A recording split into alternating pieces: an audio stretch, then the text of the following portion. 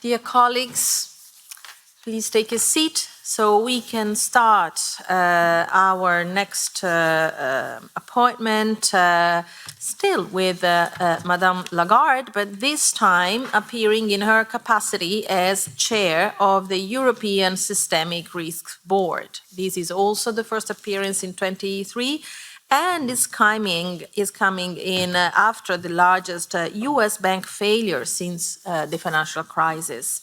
The ESRB issued a strongly worded warning on vulnerabilities in the financial system in the autumn of last year.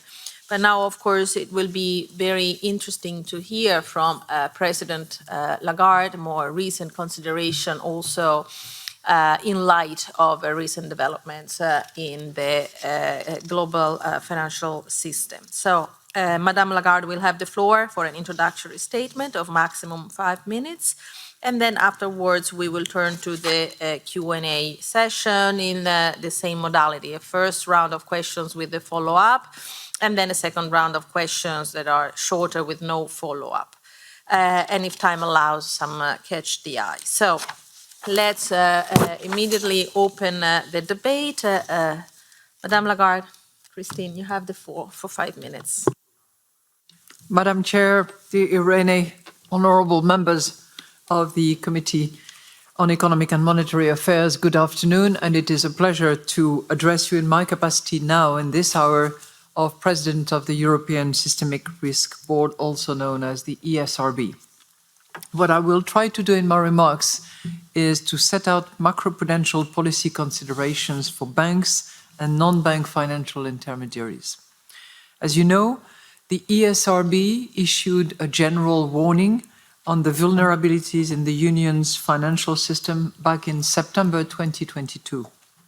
Since then, some economic developments have surprised to the upside, while some vulnerabilities identified in the warning have come to the fore.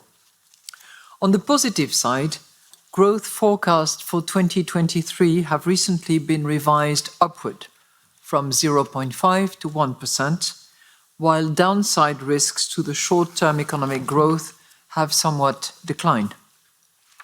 Although growth is expected to slow down this year, the EU economy has proven to be more resilient than expected in the face of the large negative terms of trade shock from Russia's war in Ukraine. But developments in banking and financial markets over the past few weeks emphasize the need to remain vigilant about vulnerabilities in a challenging macro-financial environment. In this respect, I welcome the coordinated action by major central banks, including the ECB, to enhance the provision of liquidity via the standing US dollar liquidity swap line arrangement. The ESRB had identified in its September warning the following key risks to EU financial stability, and indeed will continue to monitor such risks.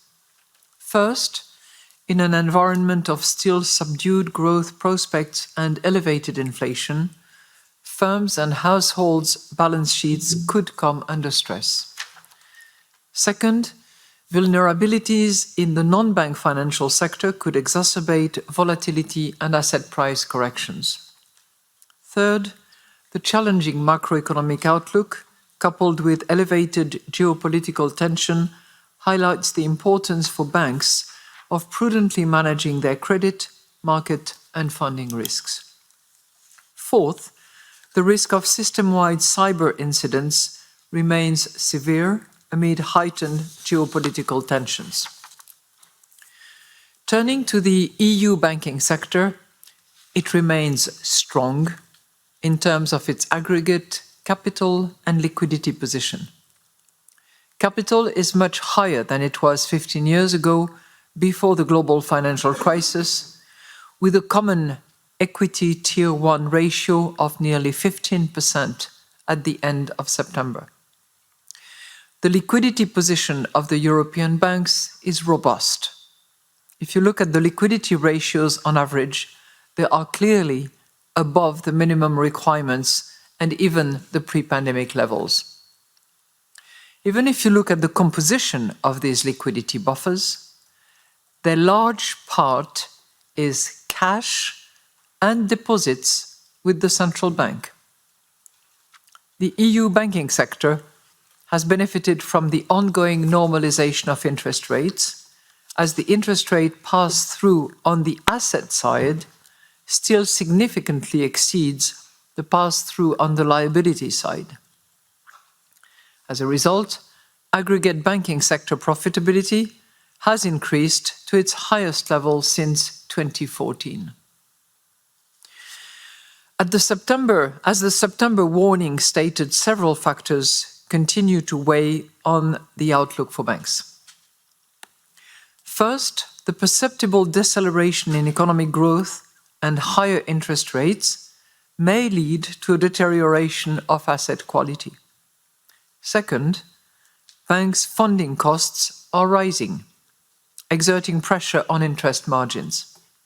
And third, banks are tightening lending standards over concerns about the worsening economic outlook and rising credit risks, which may weigh on lending volumes. The impact of these factors is expected to become more pronounced over time. Individual financial institutions should carefully preserve their current levels of resilience to ensure that they could weather a potentially less favorable environment. Let me now turn to risks related to financial market corrections. This is important as all financial institutions, including banks and non-banks, interact in financial markets. Such asset price corrections and heightened volatility could be exacerbated by vulnerabilities in the non-bank financial sector. In fact, there have been several episodes of market volatility in the last months that resulted in liquidity challenges for non-bank financial intermediaries. We are analyzing such episodes with great care because vulnerabilities in non-bank financial intermediaries can result in pro-cyclical selling behavior that would amplify asset prices falls. The ESRB has repeatedly called for regulatory reforms in the non-bank financial sector. In particular, we flagged the need for a comprehensive set of tools to deal with systemic risks related to non-bank financial intermediaries. Both my predecessor and I have raised this point in your committee several times. And overall, little progress has been made so far. On the positive side, I very much welcome the position that this committee has taken on investment funds within the review of the Alternative Investment Fund Managers Directive and the Directive of Undertakings for Collective Investments in Transferable Securities. Your stance reflects most of the ESRB proposals, and if co-legislators agree, it would help reduce systemic risk. Certain policy enhancements would still be needed, for example, to ensure better alignment of redemption terms and asset liquidity in open-ended funds.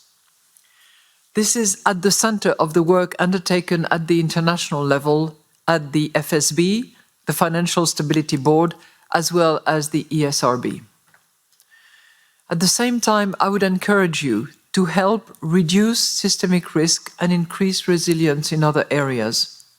First, in the investment fund universe, it is important for legislative reforms of money market funds to be implemented in the EU without delay. The ESRB issued a recommendation which aims to strengthen the resilience of this sector without unduly restricting the economic functions that money market funds provide to other market participants in the real economy. We encourage the European Commission to act, and we hope that the European Parliament will contribute to the strengthening of this framework. Second, in central clearing, it is important to enhance the European market infrastructure regulation within the ongoing targeted review. We are sending you a long letter with some macroprudential considerations to this end.